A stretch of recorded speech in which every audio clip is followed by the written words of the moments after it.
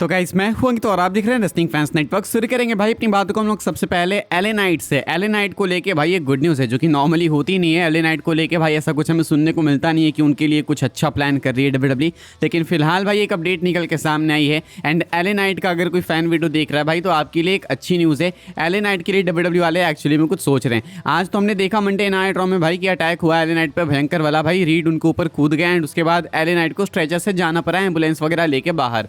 अब ऐसे में एलए नाइट को लेके क्या अपडेट है, बॉडी स्लैम की तरफ से अपडेट निकल के सामने आई है। एंड यहाँ पे कहा जा रहा है LA Knight is still very much a top player for WWE. Sources indicate to Body Slam that 2026 will be a much better year for Knight. Knight is being positioned as one of the top baby faces in the company, and with him being involved with the vision, it's only going to grow the crowd reactions in a more positive way. The company is aware of the reactions and want to play the long game with Knight. कहना है body slam का भाई कि LA night अभी भी WWE में ना top players में से एक है, यानी कि एलए नाइट का कोई भी गिरा नहीं है स्टॉक। एलए नाइट को अभी भी लोग पसंद करते हैं, टॉप स्टार के तौर पे देखते हैं।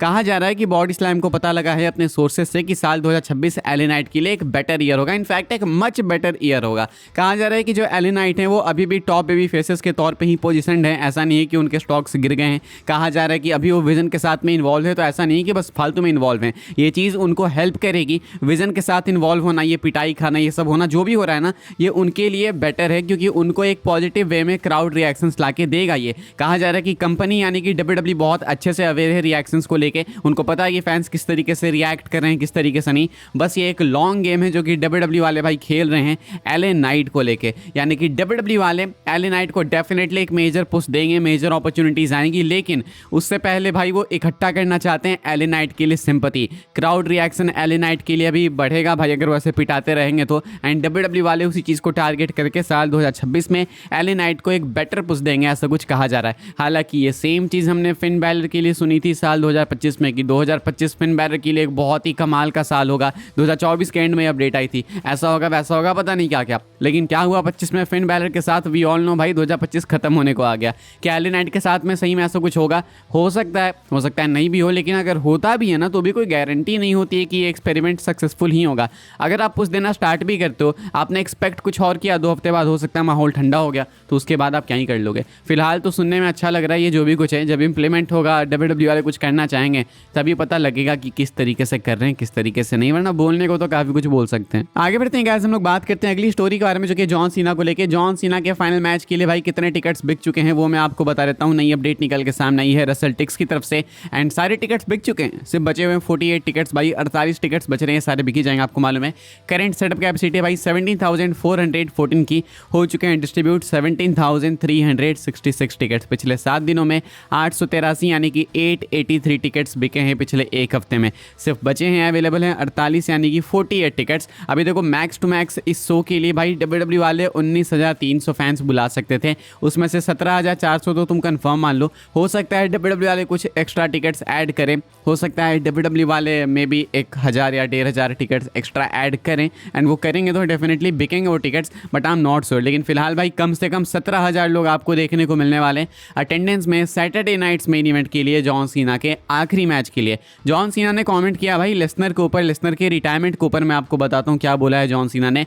जॉन सीना कहते हैं कि वो ऐसा एक्सपेक्ट करते हैं कि लेसनर की भी रिटायरमेंट जल्दी ही आने वाली है। उनको लगता है कि मिनेसोटा में लेसनर का जो सूरज है वो डूब जाएगा, यानी कि लेसनर शायद समरस्लैम 2026 में रिटायर हो जाएंगे।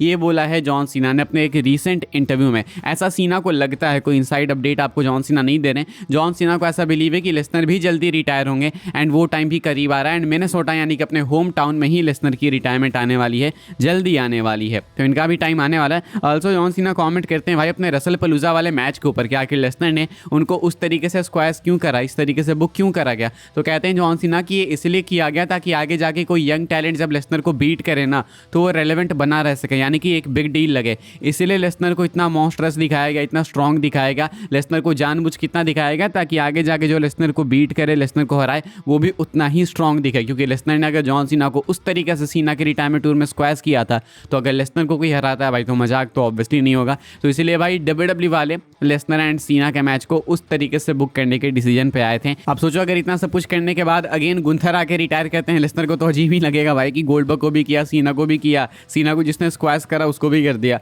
तो गुंथर कर सकते हैं डेफिनेटली। फिलहाल ये कुछ कहते हैं जॉन सीना भाई ब्रॉक लेसनर के रिटायरमेंट के ऊपर। एज स्टाइल्स की हम लोग बात करेंगे, सबके रिटायरमेंट की बातचीत हो रही है भाई आजकल। एज स्टाइल्स भी अगले साल रिटायर हो जाएंगे, we all know this. AJ Styles के रिटायरमेंट को लेकर क्या अपडेट है, ये भी जॉन सीना ने ही अपडेट दी है। जॉन सीना कहते हैं कि एज स्टाइल्स से उनकी बात हुई है एंड इन्होंने एज स्टाइल्स को बोला कि क्या तुम भी कुछ ऐसा करना चाहोगे रिटायरमेंट टूर टाइप का। तो एज स्टाइल्स की बातों को सुन के ऐसा लगा कि वो इतना लंबा टूर तो नहीं करेंगे, लेकिन हाँ वो कुछ तो करेंगे। मतलब एज स्टाइल्स अगले साल रिटायर होंगे, लेकिन वो रिटायरमेंट टूर करके नहीं होने वाले। हमको मालूम है कि अगले साल यानी 2026 में एज स्टाइल्स समर स्लैम के टाइम पे रिटायर हो जाएंगे। समर स्लैम इस साल का आखिरी समर स्लैम था उनका, ये पहले अनाउंस किया गया था। यानी कि मुझे लगता है एज स्टाइल्स रेसलमेनिया 42 में कंपनी को बाय बाय बोल देंगे, डब्ल्यूडब्ल्यूई से रिटायर हो जाएंगे एंड चले जाएंगे कंपनी छोड़ के। मतलब कंपनी छोड़ के ऐसे नहीं चले जाएंगे कि डब्ल्यूडब्ल्यूई को वापस कभी देखेंगे ही नहीं। बैकस्टेज वगैरह वो भी हो सकते हैं, लेकिन एज ए रेसलर वो कभी अगले साल के बाद आपको नहीं देखने को मिलेंगे। आगे बढ़ते हैं भाई, हम लोग बात करते हैं अगली अपडेट के बारे में, जो कि रैंडी ऑर्टन को लेकर। भाई what is going on with Randy Orton भाई, काफी क्वेश्चनेबल स्टेट है फिलहाल रैंडी ऑर्टन का। रैंडी ऑर्टन पिछले 2 महीने से डब्ल्यूडब्ल्यूई टीवी पे अपीयर ही नहीं हुए हैं। ये चीज़ मैंने नोटिस नहीं करी थी, मुझे मालूम था कि रैंडी ऑर्टन काफ़ी टाइम से ऑफ पे हैं, लेकिन 2 महीने निकल गए हैं। 2 महीने से रैंडी ऑर्टन डब्ल्यूडब्ल्यूई प्रोग्रामिंग पे अपीयर ही नहीं हुए हैं।